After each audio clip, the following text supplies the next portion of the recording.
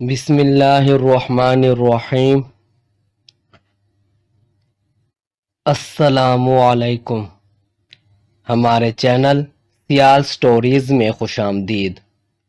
ہماری کہانی کا نام ہے انعام کون جیتا۔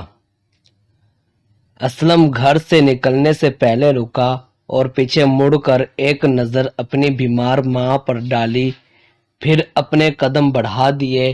وہ اس وقت سکول جا رہا تھا۔ سر اعجاز کلاس روم میں داخل ہوتے ہی بولے، پیارے بچوں، ہمارے سکول کا تقریری مقابلہ پرسوں ہو رہا ہے جس کا موضوع ماں ہے۔ ہر سال کی طرح اس سال بھی ہماری کلاس سے اسلم تقریری مقابلے میں حصہ لے گا، اور مجھے یقین ہے کہ پچھلے 2 سالوں کی طرح اس سال بھی وہ اپنا ریکارڈ قائم رکھتے ہوئے اول انعام ضرور حاصل کرے گا۔ سب خوش ہو کر اسلم کو دیکھنے لگے۔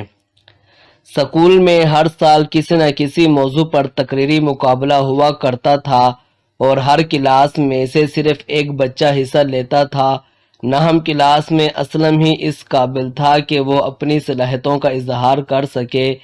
اس میں ایک مقرر کی تمام خوبیاں کوٹ کوٹ کر بھری ہوئی تھیں، اور یہی وجہ تھی کہ وہ مسلسل 2 سال سے اول انعام حاصل کر رہا تھا۔ اسلم نے تقریر کی تیاری شروع کی تو تمام کلاس اس کا حوصلہ بڑھا رہی تھی۔ دہم کلاس کا رضوان اسلم کی کامیابیوں پر حسد کرتا تھا، اور اس کی خواہش تھی کہ اس مرتبہ اول انعام وہ حاصل کرے۔ رضوان اچھی تقریر کرتا تھا، مگر تقریر کرتے ہوئے کسی جگہ اس کی گرفت کمزور ہو جاتی تھی، جس کی وجہ سے اس کے نمبر کٹ جاتے تھے۔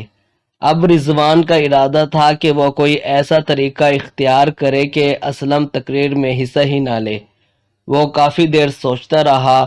آخرکار اس کے ذہن میں ایک آئیڈیا آ ہی گیا تھا۔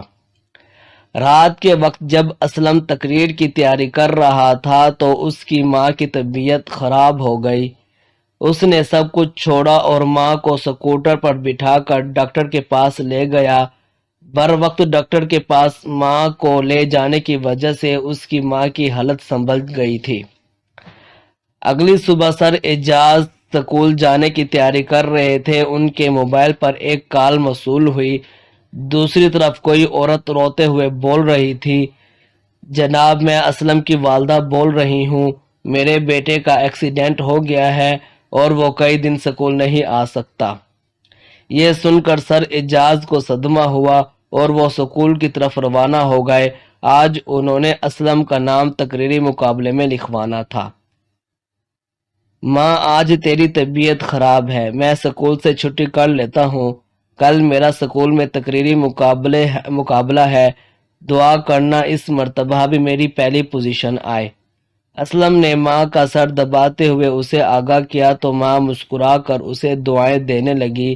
اسلم کو علم تھا کہ اگر وہ سکول جائے نہ جائے، سر اعجاز اس کا نام تقریری مقابلے میں لکھوا دیں گے۔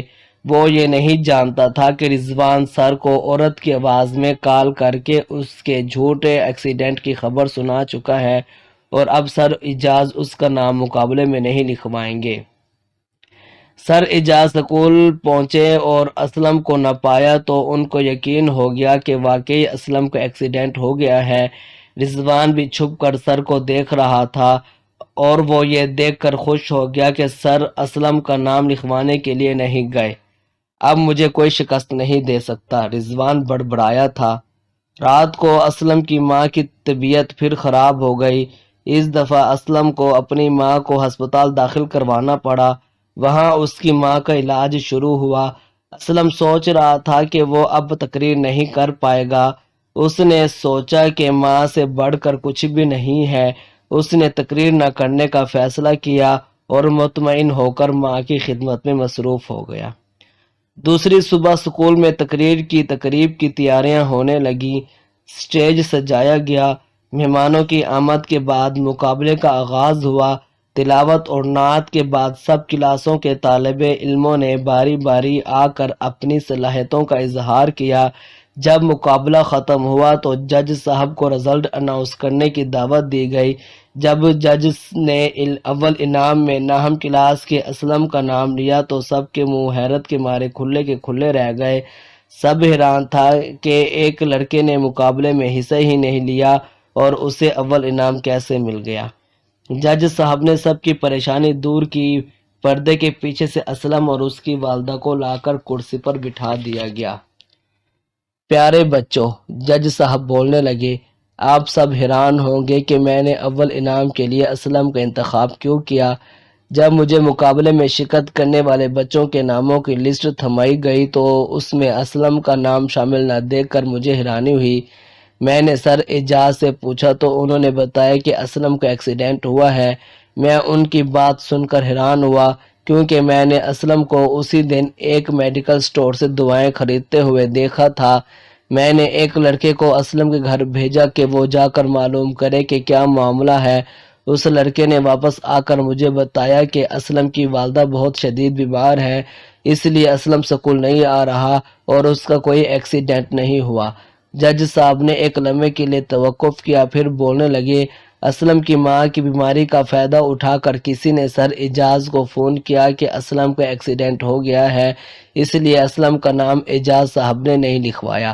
مزید تحقیق پر اس لڑکے کا نام بھی معلوم ہو گیا جس نے یہ کام کیا تھا۔ میں اس لڑکے کا نام نہیں بتاؤں گا تاکہ اس کو بھری محفل میں رسوا نہ ہونا پڑے۔ جج صاحب نے حاضرین پر ایک نگاہ ڈالی، پھر بولنے لگے، اب رہا یہ سوال کہ میں نے اسلم کو پہلے انعام کا حقدار کیوں بنایا، تو اس کا جواب یہ ہے کہ اس نے پہلے 2 تقریری مقابلوں میں اپنے الفاظ کا جادو جگا کر انعام حاصل کیا تھا، مگر اس دفعہ اس نے اپنی ماں کی دن رات خدمت کر کے عملی طور پر خود کو انعام کا حقدار بنا لیا ہے اور یہ انعام میں اسلم کو اپنی طرف سے دے رہا ہوں۔ سب حیرانی سے جج صاحب کی باتیں سن رہے تھے۔ جج صاحب کہہ رہے تھے، اب میں تقریری مقابلے میں اول آنے والے بچے کا اعلان کرتا ہوں۔ وہ بچہ ہے کلاس دہم کا رضوان۔ میری درخواست ہے کہ وہ اسٹیج پر آئے اور اپنا انعام وصول کرے۔ تالیوں کی گونج میں اسٹیج پر رضوان نمودار ہوا اور انعام وصول کرنے کے بعد اس نے درخواست کی کہ وہ مائک میں کچھ بولنا چاہتا ہے۔ اسے اجازت دے دی گئی تو وہ بولنے لگا، محترم اساتذہ کرام اور میرے دوستو، اس نے اسلم کی طرف دیکھا، میں اپنے دوست اسلم سے معافی مانگتا ہوں کہ حسد کی آگ میں جل کر میں نے ہی سر اعجاز کو فون کیا تھا کہ اسلم کا ایکسیڈنٹ ہو گیا ہے۔ اس انعام کا اصل حقدار واقعی اسلم ہے اور میں اسے یہ انعام اپنے ہاتھوں سے دیتا ہوں۔ یہ کہہ کر وہ اسلم کی طرف دیکھنے لگا۔ اسلم کرسی سے اٹھا اور آ کر رضوان کو گلے ملا اور مائک کے سامنے آ کر بولا، مجھے خوشی ہے کہ میرے دوست کو اپنی غلطی کا احساس ہو گیا ہے اور یہی میرے لیے سب سے بڑا انعام ہے۔ یہ کہہ کر وہ رضوان سے انعام لیے بغیر کرسی پر جا بیٹھا۔ جج صاحب مسکرا رہے تھے اور سب طالب علم تالیاں بجا رہے تھے۔